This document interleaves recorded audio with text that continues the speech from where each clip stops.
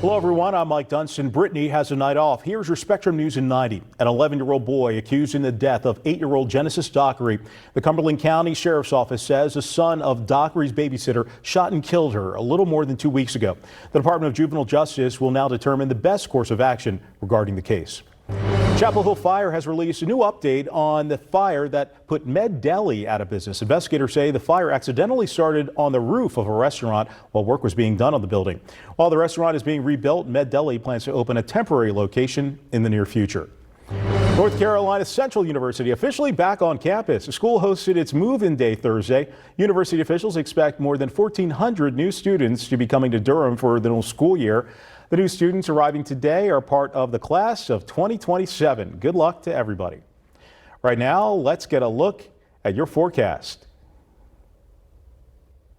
From the weather on the Winds Forecast Center, I'm Chief Meteorologist Gary Stevenson. A fairly active weather day on this Thursday as we saw some scattered shower and thunder shower activity making its way across pretty much all in North Carolina. Any shower chance is going to back off during the evening hours, leaving us with quieter weather overnight. So again, that shower chance backing off this evening, a few clouds overnight. Small chance for a shower or storm as we head into the end of your work week on Friday.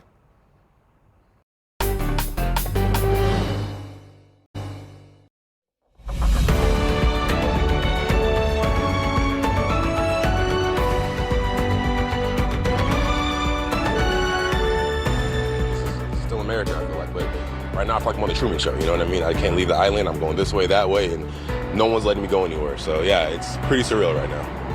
Horror in Hawaii tonight. Out-of-control wildfires trapping some folks on the Hawaiian island of Maui.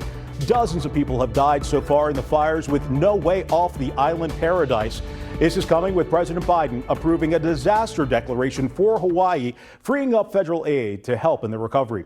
Now, Maui County leaders are asking visitors to leave the area as soon as possible. It's because they say most of the fires have not yet been contained.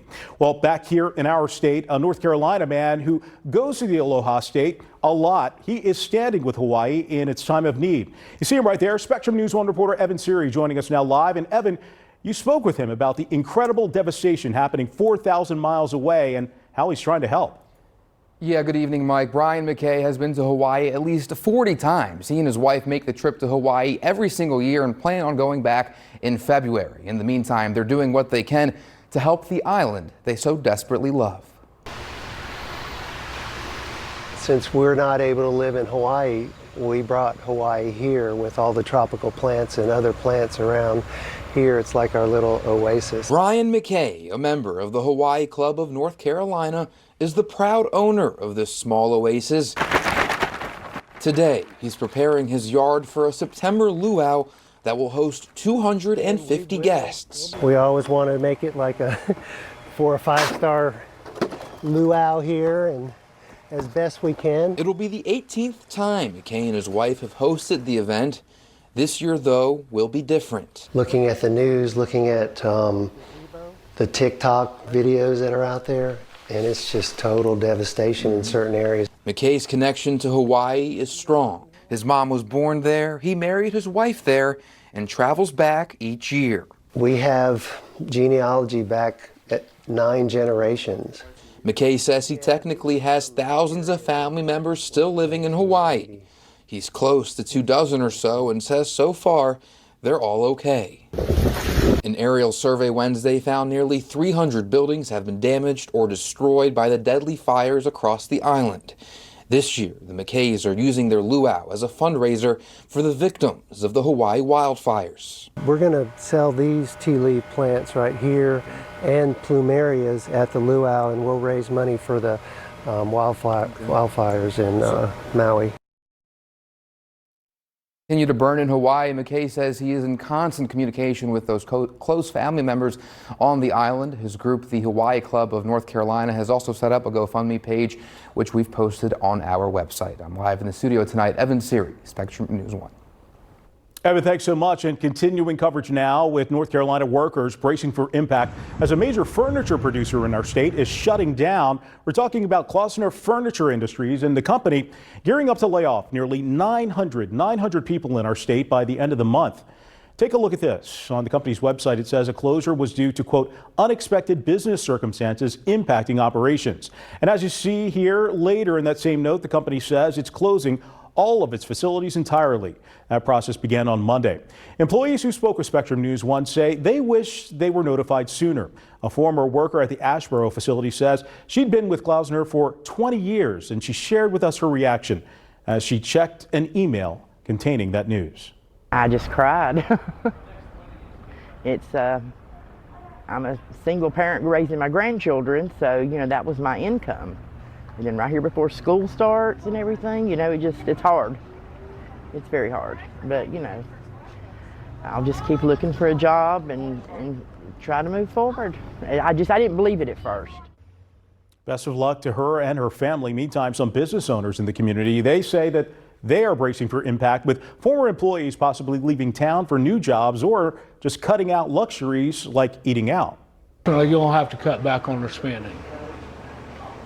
And so when they have to cut back on their spending, it can affect all of us, to a certain extent. But there is some hopeful news for those displaced workers and local business owners. NC Works Career Center and the Randolph County Economic Foundation recently announced a partnership. It's to connect former employees to local businesses to help keep them in the area. When it comes to inflation, it really is a mixed bag. It rose last month, less than expected, but the latest consumer index report says consumer prices rose by 0.2% in July. So inflation is at 3.2%, a slight increase from last month, but that's lower than the 4.7 increase from this time last year. It's also the first time in 12 months that the year-over-year average went up, but many economists believe it's a sign that inflation is actually continuing to cool down. Also, when it comes to the job market, the number of people filing for unemployment also went up. New filings for jobless claims rose by 248,000 last week. That's an increase of about 21,000 compared to the previous week. And the Federal Reserve might announce yet another rate hike or just might keep rates the same when they meet next month. There have been 11 interest rate hikes since March of 2022, which might lead some Americans to keep a tighter grip on their money. Look for more information on our U.S. economy to come out Friday, so tomorrow, with the scheduled release of the U.S. Labor Department's Producer Price Index for July. Well, 2022 retroactive benefit opportunities, they are still available this week for men and women who served in our military. Thursday, the U.S. Department of Veterans Affairs extended that deadline for PACT Act applications through 11:59 on Monday. The VA says the extension is due to technical difficulties. This comes as the PACT Act was signed into law by President Biden 1 year ago, expanding health care benefits to veterans who were exposed to toxic substances like burn pits and Agent Orange. We heard from the president on the PACT Act Thursday as he spoke from a Utah Veterans Affairs Center. We have a moral obligation to respond to this. And I'm here today to spread the word so every veteran or surviving family member knows how to access benefits of this law. Again, that deadline is now Monday, August the 14th. You can apply on the official VA website. We have that link on SpectrumLocalNews.com. Former President Trump and a co-defendant pleading not guilty on federal charges. Our team from Washington is exploring the case surrounding the mishandling of classified documents. Stay with us. Spectrum News 1 is back in a moment as we take a live look now from a rainy Washington, D.C., our nation's capital. We're back in a moment.